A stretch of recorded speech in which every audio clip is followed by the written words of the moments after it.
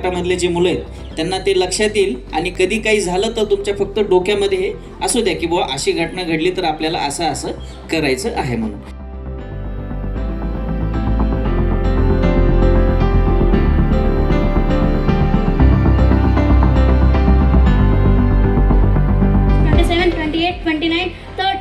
तर तुम्हाला किती द्यायचे असे 30 कम्प्रेशन द्यायचे. किती दिले मी 30 कम्प्रेशन दिले. तर 30 कम्प्रेशन मध्ये मी हँड इथे लॉक केलेला होता. माझा एल्बो फोल्ड झाला का नाही? एल्बो फोल्ड होऊ द्यायचा नाही. आपले इंटरलॉक केलेले हात व्यवस्थित इंटरलॉकच पाहिजे. व्यवस्थित तुम्हाला CPR ला स्टार्ट करायचे.